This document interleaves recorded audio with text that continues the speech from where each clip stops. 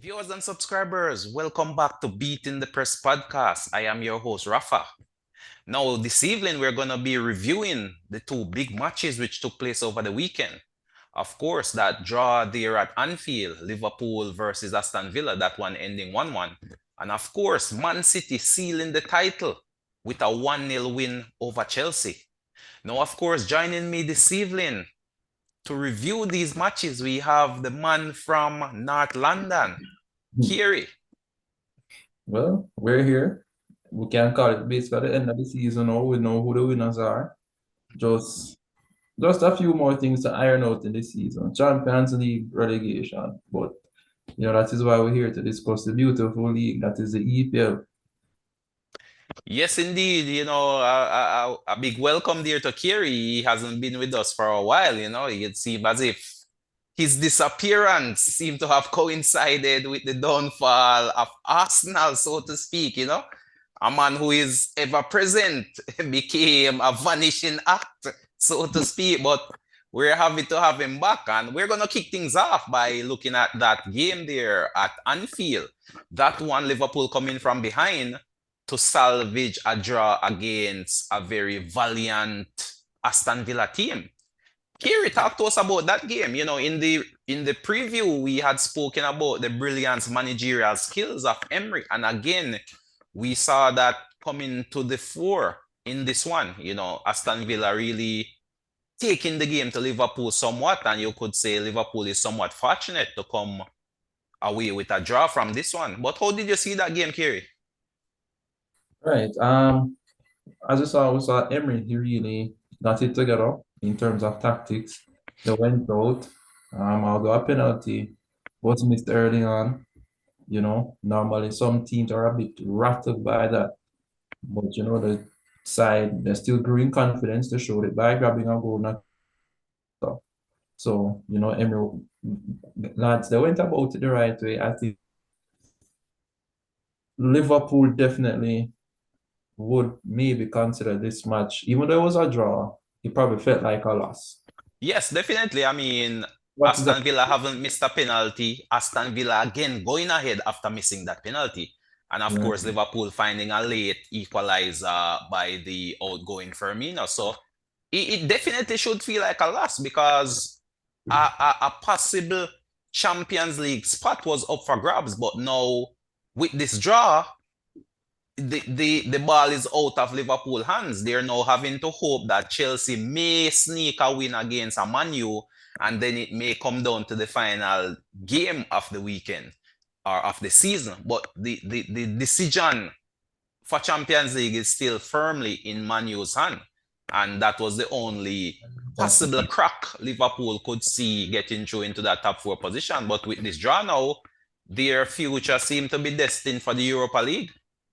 Well, I mean, it is still possible through Newcastle as well, because Well, I feel Newcastle pretty much have sewn up with the result today. Newcastle getting that vital point against Leicester. Their future is sealed. Win, lose, or draw that final game. Newcastle will be playing Champions League come next season. So really, there's a very slim hope for Liverpool, but I doubt it. I think Man U will definitely seal up that fourth Champions League spot, and Liverpool, along with Brighton, may have to settle for the Europa League spot. And Aston Villa seem to be sealing up the Europa Conference League spot. So it's boiling down. The table is definitely, solidifying. We see the champions being crowned. So a few instances here are there to play for, but for the most part, most positions right now seem to be sealed, for want of a better word. well, you're right. Newcastle definitely got the Champions League, but as I said, it's going to be sticky for Liverpool. Very sticky. As Right. I said, they have to hope that Man U loses against Chelsea and some kind of slip up in that final game as well. And Liverpool, of course, have to win their final match. So it is not even as if you can't necessarily count that as 3 points either with the up and down season Liverpool have been having all year. So that final game against, I believe, away to Southampton, even Southampton, who is relegated, right now they are free. They have nothing to play for. They can just go out there and express themselves. Those games are always a bit tricky when a team, the pressure is now off. So technically any score can play. Right. And as I said, with Aston Villa now, Aston Villa seems to be knocking up that Conference League because this is where things get interesting for Spurs because Spurs must win and hope Aston Villa drop some points. And for the final day, I think it is Leeds that will be hosting Spurs. Right. I would know the position Leeds are in right now. Yeah, Leeds definitely need a win to even Right. stand a chance of avoiding the drop. Because right now, with Leicester drawing, Leicester is still in with a shot, but they need Everton to lose their final game to Right. even stand a chance. Because even if Everton draws that game and Leicester or Leeds win, then they will all be on the same number of points. It will then come down to goal difference. And I think my last look at the table, I think Everton had a superior goal difference to those two teams. So Right. even a draw is not good enough to save Leicester or Leeds. Those two look like the favorites to be going down with Southampton. Everton, if they get a result Right. at home, then their future is secured. So a point just is just as enough for Everton to be safe. So I know it's going to be tricky. I think Very that tricky. what In everybody this will EPL, nothing is a given. right. And based on the match, I think tomorrow, the midweek match with Everton with Manu and Chelsea, then we will know if Liverpool really has anything to play for the Right, definitely. If Man U win, then that's game over right there in terms of Champions League. but If Man I U slips up, then the door may still be ajar. So that game will definitely decide remember if coming on there's this any meaning platform. in that final game.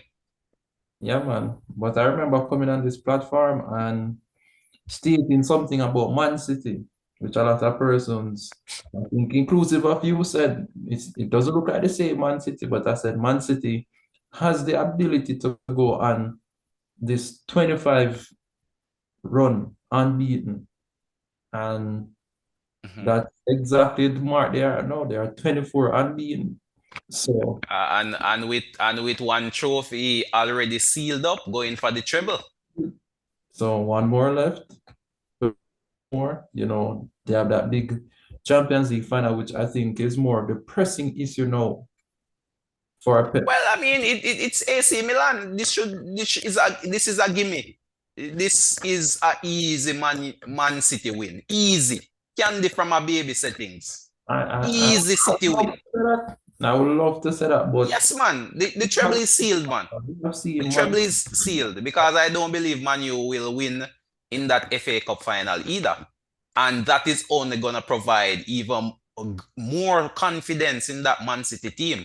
If they didn't have confidence, now winning that FA Cup is even going to provide more confidence to go into that Champions League final.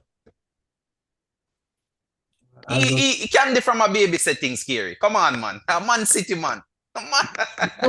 Man City has favorites to win, but at the same time, And we saw how AC Milan has been playing. I mean, come on. AC Milan is no match. I mean, Inter is no match. Inter is no match. I think the game is one on the field, not paper. So let's see. But as I think everybody has the same view right now. Man City, as you told me earlier, Man City is due. Man City for the is treble. due. Pep is They're due. for the And treble. hard work to me will pay off in the end. City for the treble. I've said it earlier in the podcast, months down the line when no one was talking about treble. But I saw it. I saw that Man City was on track to get that treble and to win that elusive Champions League as well. Man City have seen out the tougher teams and have come through unscathed. Bayern and Madrid. Those were the two big teams that could potentially stop Man City. And we saw the dismantling which Pep gave those two teams. Right. So I don't believe Inter stand a chance in this one. Yes, it's played on paper, but sometime when you're due, you're due. And I believe Man City is definitely due. We saw the luxury of Man City over the weekend versus Chelsea, where their bench cost over 600 million. That is it. Money win your titles. Money allow you to buy the best of the best. And it was like, There's a famous saying that you need coaching will get you so much or so far, but you need good players as well in order to win titles. So coaching, yes, we can definitely admit that Pep is a brilliant coach, but without the quality players at his disposal, then no trophies would be in the works. So you need quality players as well to go along with quality coaching, and that is the exact mix we see at Man City right now. yeah, man, because we saw the squad that was fielded, and a lot of persons said, "Hey, maybe Chelsea can go on and Oh no. even from Chelsea, no, any other team except Chelsea. Chelsea and Lampard, nah, nah, they don't stand a chance.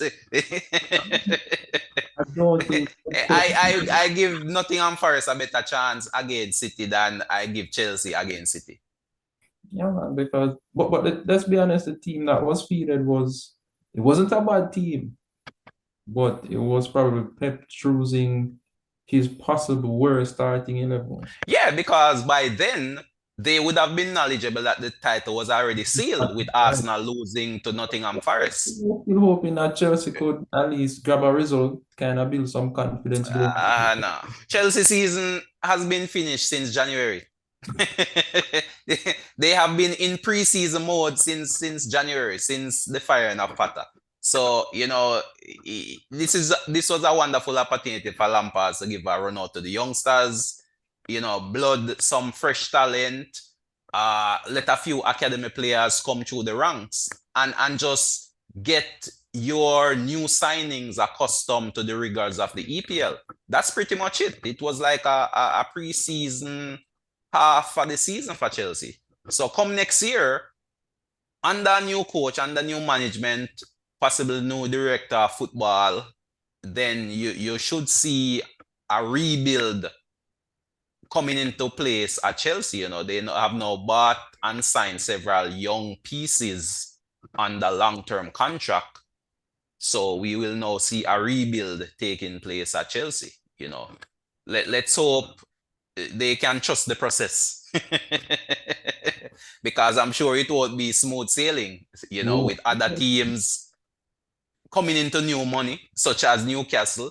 Newcastle will be looking to solidify themselves to get some quality pieces for the Champions League and also, of course, preserve their status in the top four. So right now, that space that Chelsea once occupied may be very difficult to regain. It won't be a walk in the park. Likewise, Liverpool as well. Liverpool will be coming back to try and push for the title and also to secure a top four. Man U is there as well. Arsenal, the fans are now jubilant that, hey, we exceeded all expectations. Come next year, we are take it. Isn't that what the Arsenal fans are saying, Gary? well, I only know about me. I can't tell you my thoughts on the season. Please do. That's why you're here on the podcast to share your views, your thoughts, your perspectives. Right. Yes, Arsenal at the start of the season, I don't think anyone predicted Arsenal challenging for the title for 34 weeks. I don't think anyone right across the footballing world was expecting that. So did they exceed expectations? Yes. Did they throw away the title? The answer is also yes. So they bottled it. So they battled it because yes, it is true.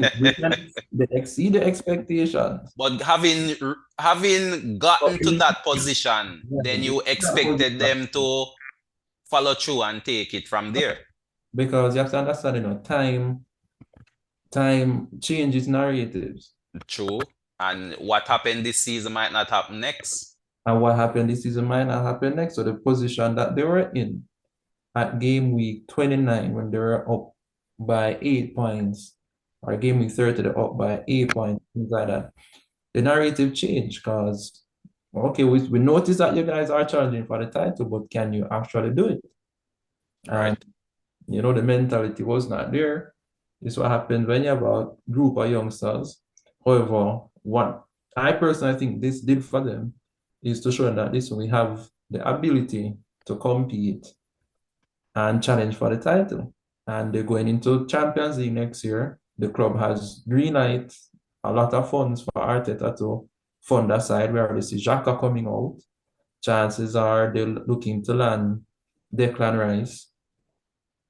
So, there's already plans. But I mean, Kerry, come on, come on. We all know Arsenal is not known for big spending. And Declan Rice is in excess of $100 million player right now. Arsenal is not going to shell that out on one player. Come on, let's be realistic. Let's call a spade a spade. We've seen it But in Modric, where Chelsea came in with a bigger offer and he went elsewhere. because Arsenal isn't known for backing any manager with any great amount of funds. no one, the position that the club is at that point is a different position than where the club is at. So are you saying we're gonna be see a different spending re-Arsenal where Definitely we can expect $100 million player to come into the team, such anywhere as a between Declan Rice, for argument's sake? 80 to 120. 120. Yeah, man. Arsenal will do this posting. I believe I have zero confidence in Arsenal's ability to come up with that amount of funds, or their willingness, I should say, to part with so much money for one player. So while the heart may be willing, the cranky pocket is tightly locked. this is where I believe things change because when was the last time Arsenal challenged for a title? So you would classify this as a title challenge then? It was a title challenge. Okay, okay, okay. Well, it's been years. They have come this close, only to battle it, as you said, been When years. It was always a celebration of fourth. I recall a few years ago, fourth was being celebrated after, I believe, getting either a win or a draw away to Newcastle in the Newcastle dressing room. Champagne, bursts, and I singing and joy, and only to qualify for the top four. And that was like now the memes get title winning celebrations. So Arsenal has come a long way since those days, where they are now finishing second in the table to a rampant Man City. so, but I believe next season we can expect the top teams I expect next season. So this is your Arsenal, early prediction before the season even finish. Before any signings are made and any preseason games are played. This is your early prediction. really taking things away from this season. Newcastle is going into a level with a level of confidence, not just the confidence, but they have that money, they have the funds to compete. But And wouldn't financial fair play come into play regarding the spending of such money or but monies? we have seen loopholes where Mm, clubs go about it and get okay. away with deals, which No, I'm just putting it out there. I'm hearing questions being raised against Man City and their spending policy over the years where charges have been laid. So because I that am just curious as to how Newcastle will go about but what should I say, spending not the wealth from the Saudis, so to speak. right, but the trends now, a player is for 80 million. We see the club find 50 million upfront. Right. Oh, similar to a Chelsea model and Yeah. spread the rest of funds over several years. Several years. And what that does, that kind of reduces that upfront money that would really tickle the Got you. Got fair you. play rule. Yes, yes. Yeah, for sure, definitely. I believe Chelsea in these signings with these long-term contracts, I believe that has been one of their key cogs, as well as sending out a lot of players on transfers and getting back some sort of what should I say, loan fee, so to speak. to help buffer the wages as well, or to buffer the kitty, where a player sent out on a loan, but the club loaning them has to pay like a loan fee to Chelsea. So that helped to offset and balance the book somewhat. So yeah, as you say, right to say, there are loopholes which are there to be exploited. And of course, as you anticipate, yeah, Newcastle should definitely be writing some big checks to bring in some quality world-class players to bolster that team for sure. Yeah, Are you man. still with us there, Carey? No, Carey seems to be having some technical issues. But definitely viewers and subscribers, I mean, the season is now boiling down. And of course, we have a last round of matches coming up. And for me, with now the title being settled, Man City taking it, Champions League position just about sealed up. All eyes should be now focused on the relegation fight. And we see Southampton already relegated. It's now down to 3 teams are now in the battle. 2 will definitely be down in the championship come next season with 1 team surviving. So it's either Everton, Leeds, or Leicester. One of those 3 will definitely survive to spend another year in top flight football, while the other 2 will definitely be relegated to the championship. And it's not very easy down there. Of course, one of the teams that has returned to the EPL is Burnley. Burnley, under the guidance of Company, won the English Championship and are now back automatically in the EPL. So while 3 teams drop, we will see 3 teams rising as well. So one man's fortune is another team's success. But you're back with us now, Kiri. Yeah, man. Sorry, the laptop battery was about to die, but apologies. Yes, Yeah, it man, is. I'm hearing what you're saying, yeah, man. We have promotion. I think company is one more of those. Well, next year we're going to see one more of Pep Apprentice versus Master episodes. Mm. Has Well, yes, definitely. Company has seen quite a few quality managers, to be honest, not just Pep, but he has been coached by some of the top managers in recent history, which have passed through Man City. I mean, Mancini was the first manager to really lift that elusive EPL title in this new era of Man City's success. So it all started with Mancini, really, and that famous Aguero last minute strike, which pretty much capped that season. It's a historic goal, or a trademark goal, or a trademark moment of the EPL, for many City fans and many neutrals alike. So Company is very good and has been doing well with Burnley since taking over. So that's definitely one team. He has completely transformed Burnley into a free-flowing, short-passing team compared to the Burnley of old. And let's say a Sean Dyche, which was more known for their aggression, their physicality, and their long ball prowess. That team is now completely transformed into a free-flow, tiki-taka, possession-based team. All within a year. So sometimes it's just down to the coach and their philosophy, and it's not even the players. Sometimes it's just the coach's philosophy, and then you go about trying to get players which fit that mold.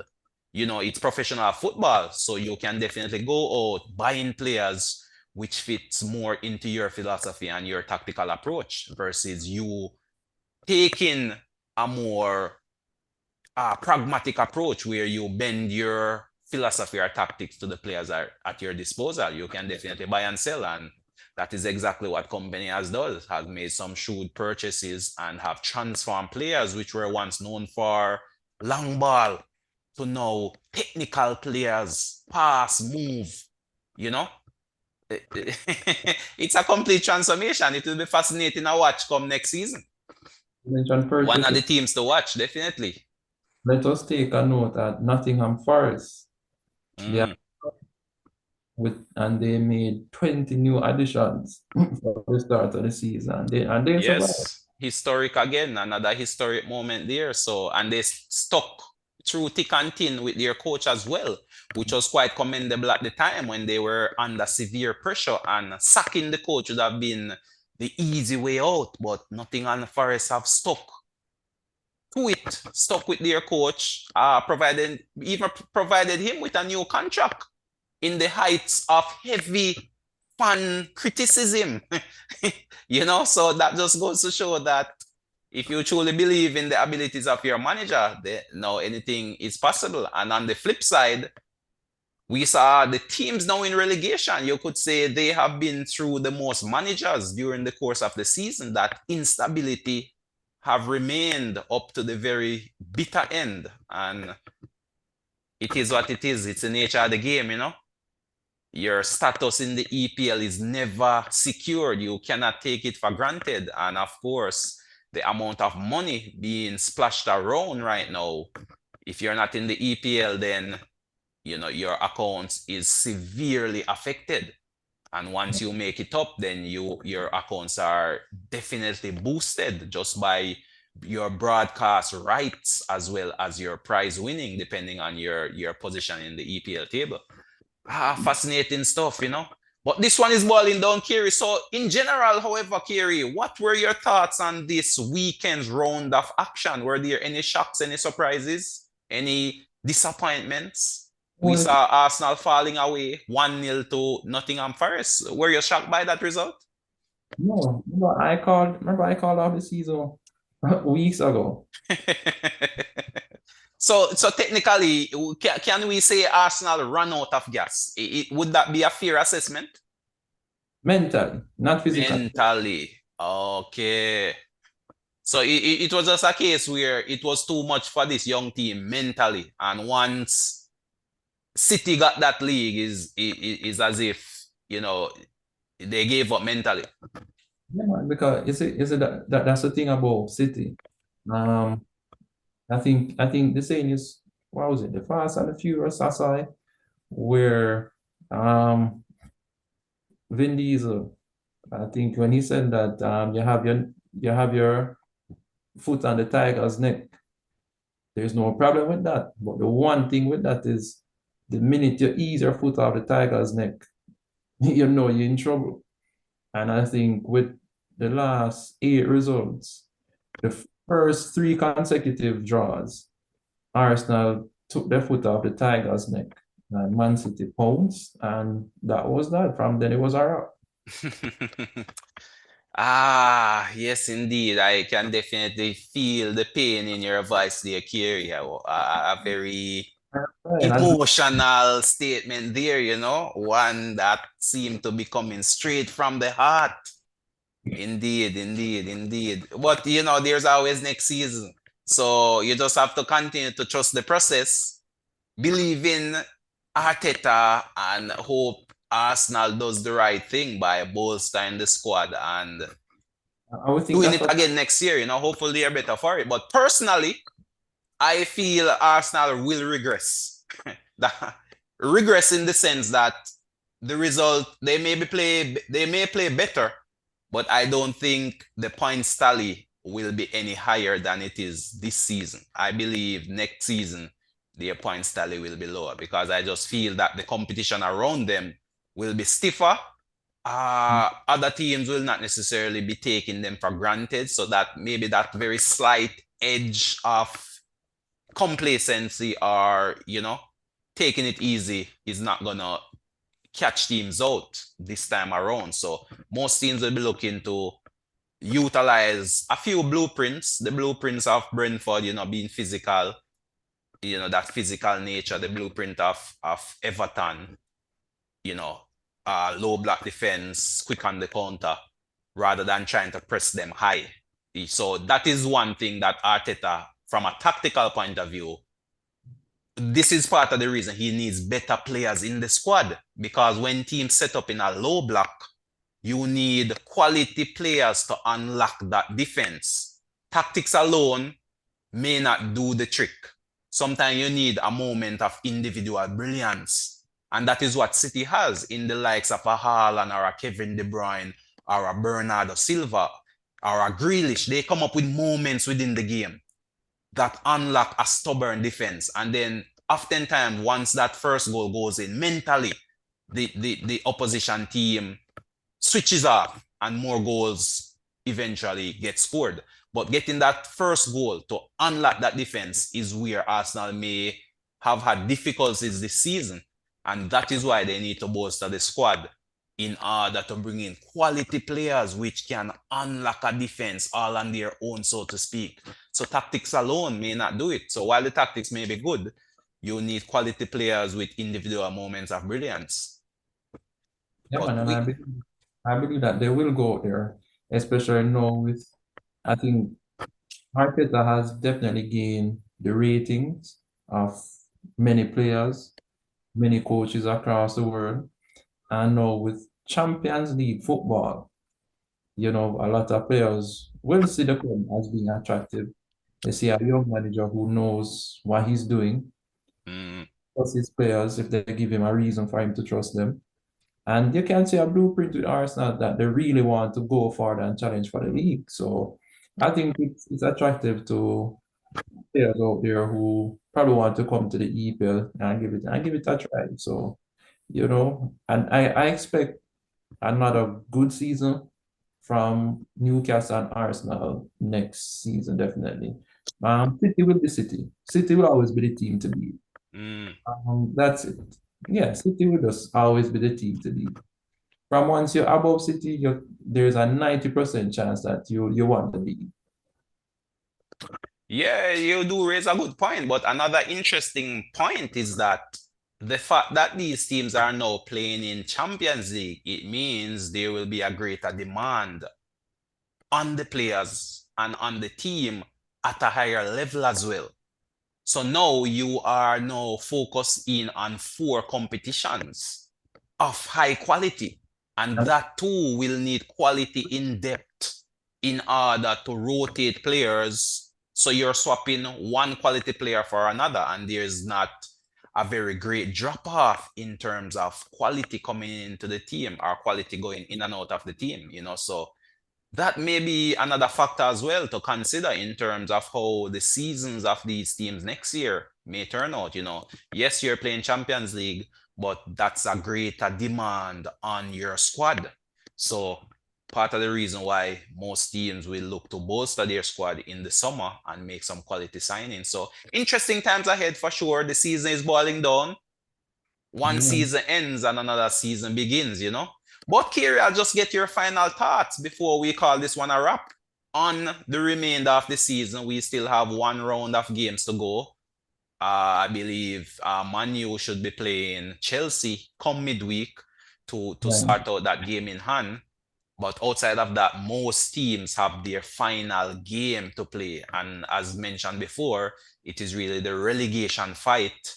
And you can keep one eye on that fourth position for the European position. But outside of that, most teams are settled in their position right now. And you might have a few change here or there depending on results. But generally speaking, the only games of real consequence I would say would be the relegation scrap as well as the battle up top for European positions. Right. Because I don't see United not garnering 2 points within the last 2 games. That's right. That's right. So that's a slim So hope right. for So Liverpool. I in City, Arsenal, United, Castle, Liverpool, and Aston Villa will grab that Europe. Aston Villa will grab that Conference League. I think Brighton they had themselves somewhat of a good season as well. Kudos to them.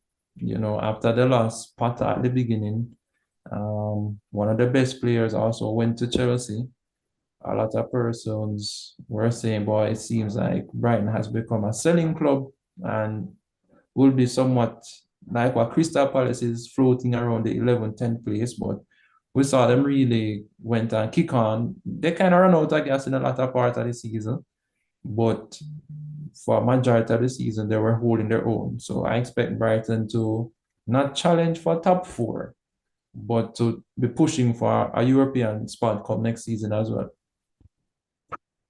Well, I must say, Carey, I really appreciate you coming on the podcast and sharing your thoughts and your opinions with us.